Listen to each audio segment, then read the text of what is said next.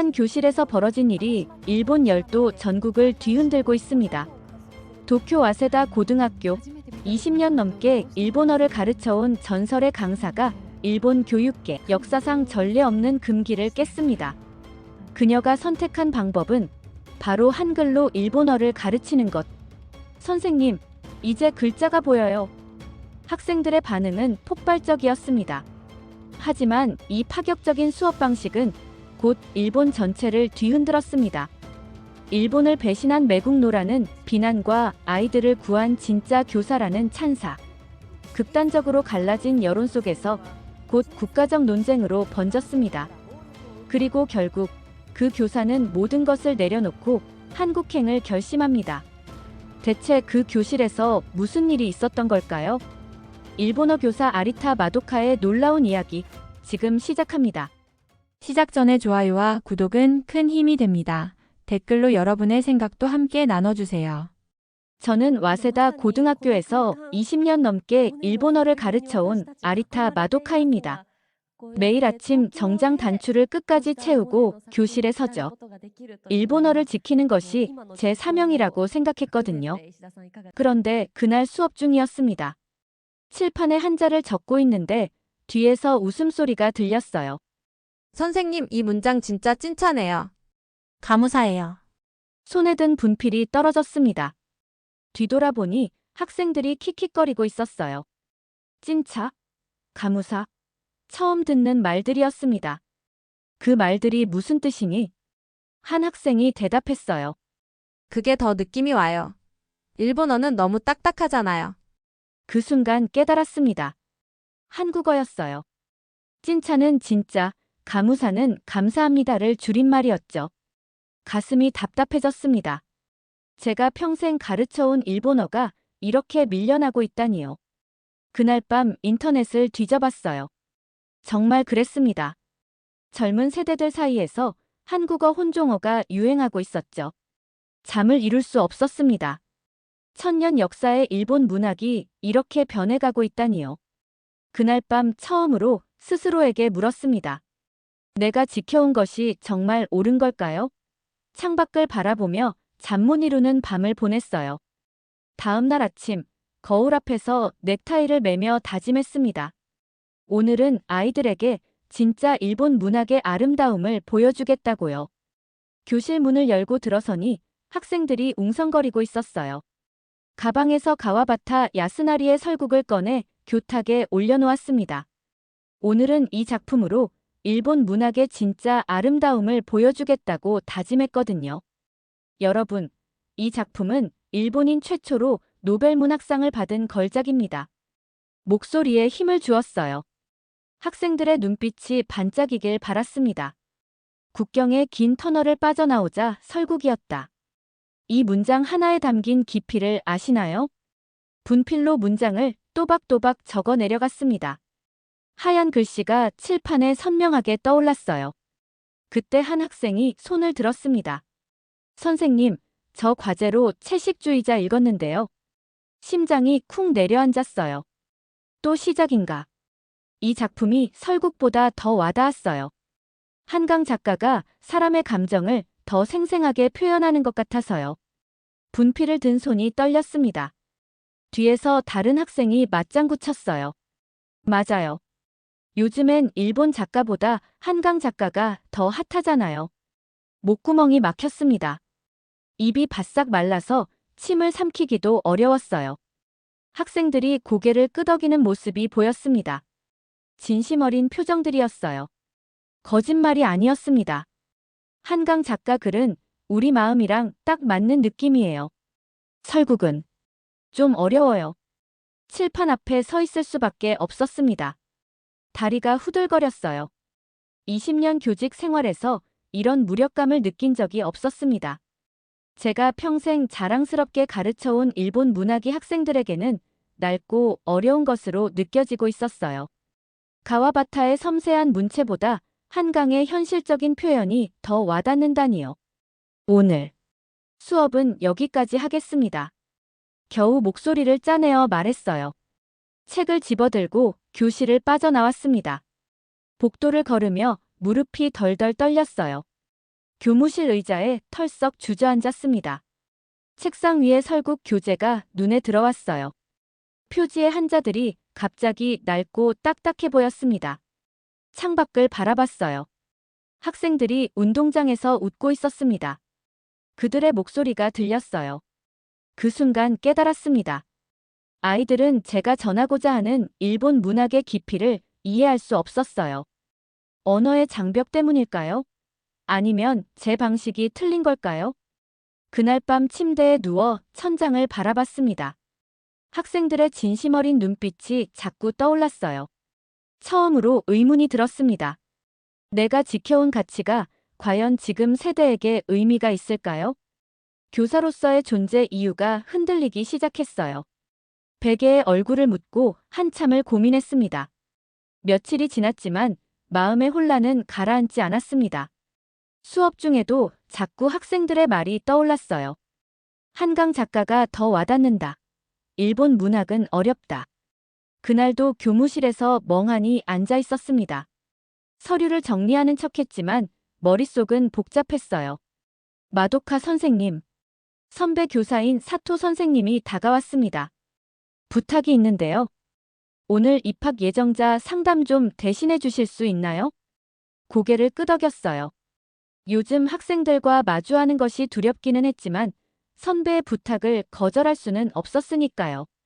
상담실 문을 열고 들어서니 조그만 여학생이 의자에 앉아 있었어요. 어깨가 많이 움츠러들어 있었습니다. 유주라고 자기소개를 했어요. 중학교 3학년이었죠. 입학 준비는 어때요? 논술 시험에서 계속 떨어져요.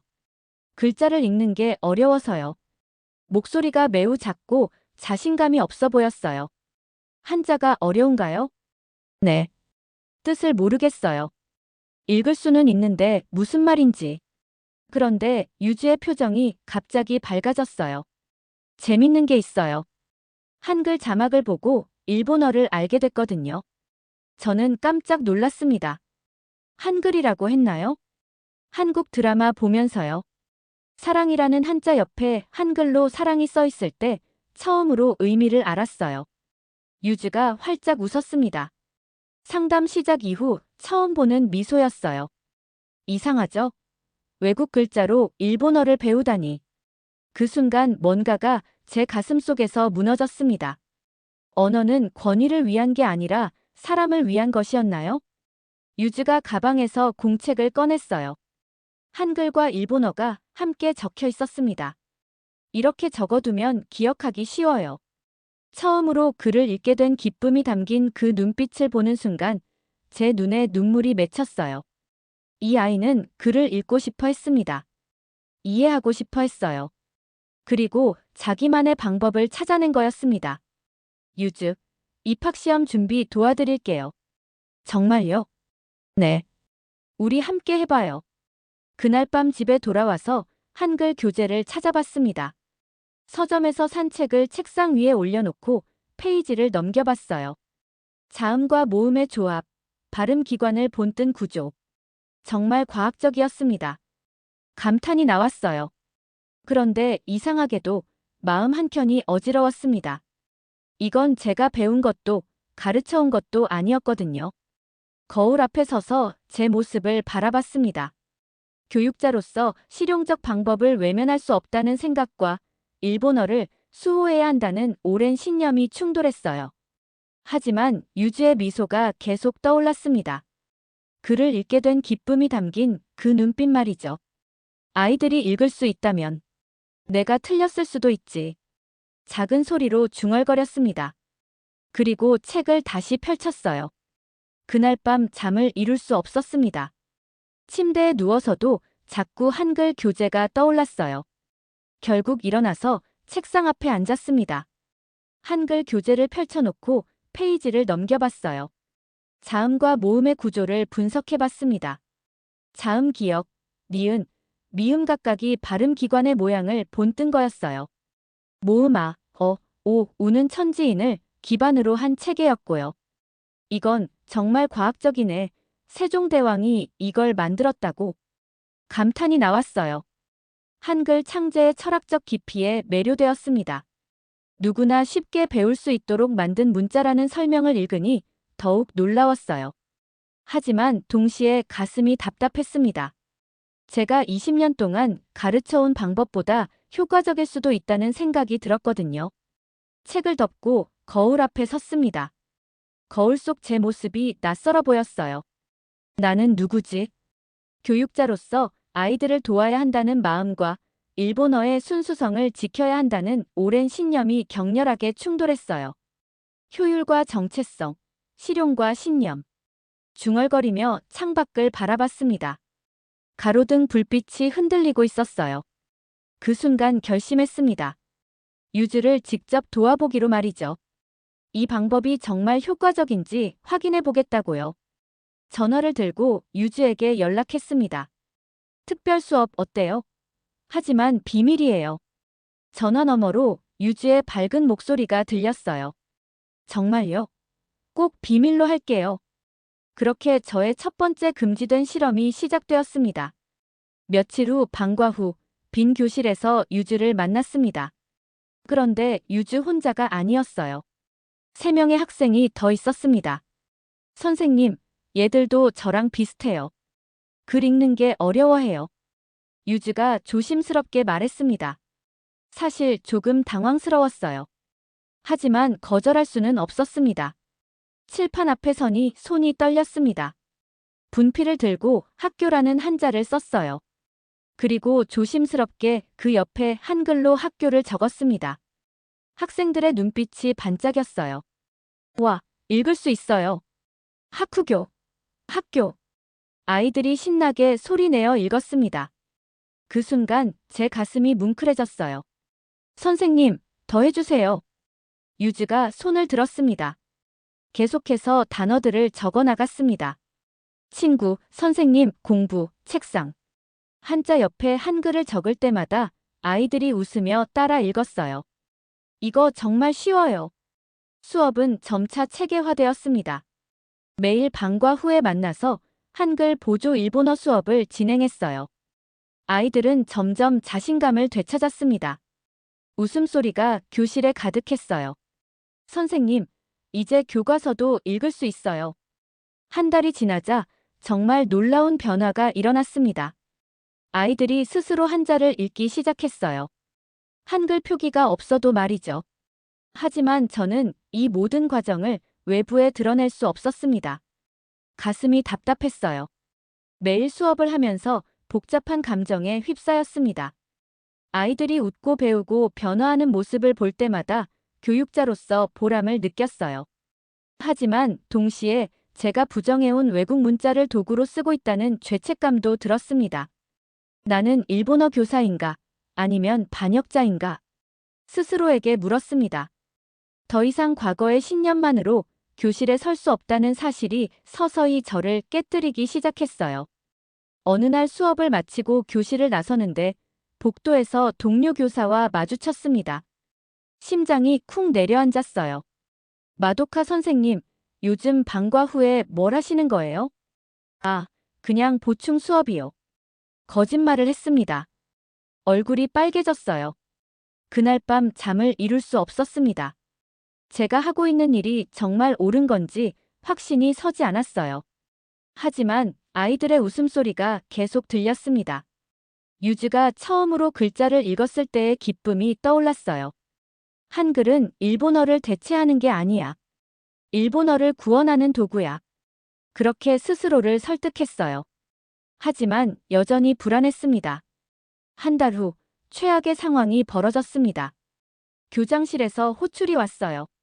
심장이 쿵쿵거렸습니다. 복도를 걸어가는 발걸음이 무겁게 느껴졌어요. 교장실 문을 열고 들어서니 학부모 한 분이 앉아 계셨습니다. 유주 어머니가 아니었어요. 다른 학부모였습니다. 아리타 선생님, 앉으세요.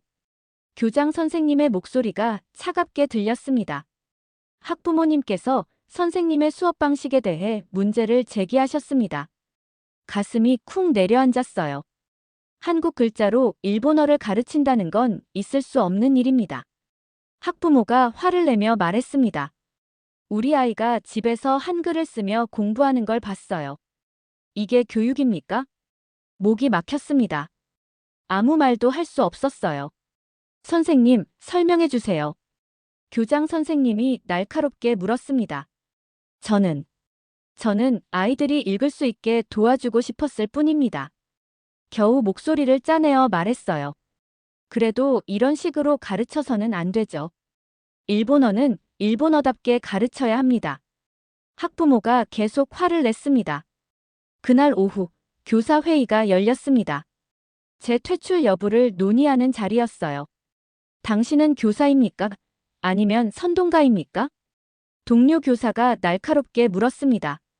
그 말이 제 가슴을 찔렀어요. 눈물이 나올 것 같았습니다. 저는 그냥 아이들이 읽을 수 있게 도와주고 싶었을 뿐입니다. 하지만 방법이 잘못되었어요. 일본어 교육에 외국 문자를 섞다니요. 그런 식으로 가르치면 아이들이 혼란스러워 할 거예요. 동료들의 비판이 쏟아졌습니다. 자리를 박차고 나왔어요. 복도를 걸으며 눈물을 참았습니다. 교무실로 돌아와 책상 서랍을 열었습니다. 그 안에 편지 한 통이 들어 있었어요. 유즈 어머니가 남긴 편지였습니다. 우리 아이를 처음으로 웃게 해준 사람. 부탁드립니다. 그 미소를 지켜주세요. 그 순간 참고 있던 눈물이 터져 나왔습니다. 선동가. 그 단어가 계속 머릿속에 맴돌았어요. 정말 그들이 보는 저는 그런 존재였던 걸까요? 아니었습니다. 저는 그냥 아이 하나를 살리고 싶었을 뿐이었어요. 하지만 그 선택이 체제를 불편하게 만들었습니다. 동료들을 당황스럽게 했어요. 이건 반역이 아니야. 중얼거렸습니다. 교육의 본질에 가까운 행동이야. 그 순간 깨달았습니다. 아이들을 위한 선택이 때로는 체제를 흔들 수 있다는 걸 말이죠. 동료의 말은 상처였지만 결국 제 본질을 직면하게 만든 계기였습니다. 저는 교사였습니다. 아이들을 위한 교사였어요. 며칠 후 교장 선생님이 저를 불렀습니다. 마도카 선생님, 이번 한 번만 눈 감아드리겠습니다. 하지만 다시는 이런 일이 없어야 해요. 가슴이 철렁했지만 동시에 안도감이 들었어요. 퇴출은 면했지만 감시받고 있다는 걸 알았습니다. 감사합니다. 조심하겠습니다. 하지만 속으로는 다짐했어요. 더욱 조심스럽게, 하지만 계속하겠다고요. 그날부터 더욱 은밀하게 비밀 수업을 계속했습니다. 교장 선생님의 따가운 시선을 받으면서도 말이죠.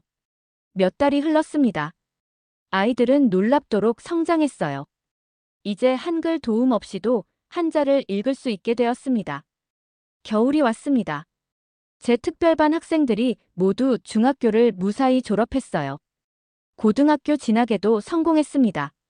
졸업식 날 강당에 앉아 있는데 가슴이 뭉클했어요. 유즈를 비롯한 아이들이 졸업복을 입고 앉아 있었습니다. 이제 학생 대표 답사가 있겠습니다. 사회자가 말했습니다. 그런데 무대에 오른 건 유지였어요. 깜짝 놀랐습니다. 안녕하세요. 졸업생 대표 야마다 유지입니다. 유지가 마이크 앞에 섰습니다. 손에 편지를 들고 있었어요.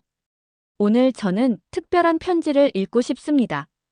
그리고 편지를 펼쳤습니다. 그 순간 제 심장이 멈췄어요. 편지에 한글이 적혀 있었습니다. 선생님께. 유즈가 읽기 시작했습니다. 저는 글자를 읽지 못하는 아이였습니다. 세상이 암호로 가득 차 있는 것 같았어요. 강당이 조용해졌습니다. 교장 선생님도, 동료 교사들도, 학부모들도 모두 숨죽이고 있었어요. 하지만 한 분이 저에게 새로운 방법을 알려주셨습니다. 한글이라는 아름다운 글자를 통해 일본어를 읽는 법을 배웠어요. 제 눈에 눈물이 맺혔습니다. 처음에는 이상했어요. 외국 글자로 우리말을 배우다니요. 하지만 그 덕분에 저는 처음으로 글자가 의미를 가진다는 걸 알았습니다. 유주의 목소리가 떨렸습니다. 선생님, 제가 웃을 수 있게 해주셔서 감사합니다. 글자를 읽는 기쁨을 알려주셔서 감사합니다. 강당이 완전히 조용해졌어요. 바늘 떨어지는 소리도 들릴 정도였습니다. 한글은 일본어를 대신하지 않았어요. 오히려 제가 일본어를 더 사랑하게 만들었어요. 제 눈에서 눈물이 흘러내렸습니다. 선생님, 저는 이제 어떤 글자든 읽을 수 있어요. 한자도, 히라가나도, 가타가나도 모두요. 유즈가 편지를 접었습니다. 교육은 형식이 아니라 마음이라는 걸 알려주셔서 감사합니다. 강당에서 박수가 터져 나왔습니다. 학부모들이 일어서서 박수를 쳤어요. 저는 울고 있었습니다. 20년 교직 생활에서 이런 감동을 느낀 적이 없었어요. 교장 선생님도 동료 교사들도 모두 박수를 쳤습니다. 그 순간 제가 했던 일이 옳았다는 걸 확신했어요. 유즈가 무대에서 내려와 제게 달려왔습니다. 선생님, 감사해요. 유즈가 제 손을 잡고 말했습니다. 유즈야, 고마워. 내가 용기를 내줘서 고마워. 그날 밤 집에 돌아와 거울 앞에 섰습니다. 거울 속의 제 모습이 예전과 달라 보였어요. 더 이상 부끄럽지 않았습니다. 제가 한 일이 자랑스러웠어요. 졸업식 후 한 달이 지났습니다. 저는 중요한 결정을 내렸어요. 교장실 문을 두드렸습니다. 손에는 밤새 작성한 제안서가 들려 있었어요. 히카리 프로젝트를 시작하고 싶습니다. 교장 선생님이 놀란 표정을 지었어요. 호남문자 보조 학습 프로그램입니다. 한글을 활용한 일본어 교육 방법을 체계화하고 싶어요. 교장 선생님이 제안서를 받아들고 천천히 페이지를 넘겼습니다. 긴 침묵이 흘렀어요. 정말 이걸 추진하실 겁니까? 네. 이게 제 사명이라고 생각합니다. 교장 선생님의 눈빛이 잠시 흔들렸습니다. 하지만 곧 현실적인 표정으로 돌아왔어요. 하지만 예산이. 제가 자비로 하겠습니다. 교장 선생님이 놀란 표정을 지었어요. 정말 하시겠다는 겁니까? 네. 이게 제 사명이라고 생각합니다. 교장 선생님이 깜짝 놀란 표정을 지었어요. 처음으로 제 진심을 완전히 이해한 것 같았습니다. 그날부터 프로젝트가 시작되었습니다. 낮에는 정규 수업을, 밤에는 교재 개발에 매달렸어요. 한 달 후 놀라운 일이 일어났습니다. 다른 학교에서 견학을 오기 시작한 거예요. 다른 학교에서도 관심을 보였습니다. 견학을 오는 교사들이 늘어났어요. 정말 효과적이네요. 아이들이 이렇게 즐거워하다니. 한글이 이렇게 과학적인 문자인 줄 몰랐어요. 동료 교사들의 시선이 달라졌습니다. 냉소에서 호기심으로, 호기심에서 존경으로 바뀌어 갔어요. 6개월 후 더 큰 놀라움이 기다리고 있었습니다. 교육부에서 공식 연구과제로 채택한다는 소식이 온 거예요. 마도카 선생님, 축하드립니다. 교장 선생님이 웃으며 악수를 청했습니다. 6개월 전 저를 선동가라고 부르던 그분이었어요. 감사합니다. 하지만 이건 제 공이 아니에요. 그럼 누구 공이죠? 유주의 공이에요. 그리고 한글의 공이죠. 그날 오후 빈 교실에서 칠판을 바라봤습니다. 20년 전 처음 교사가 되었을 때의 기억이 떠올랐어요.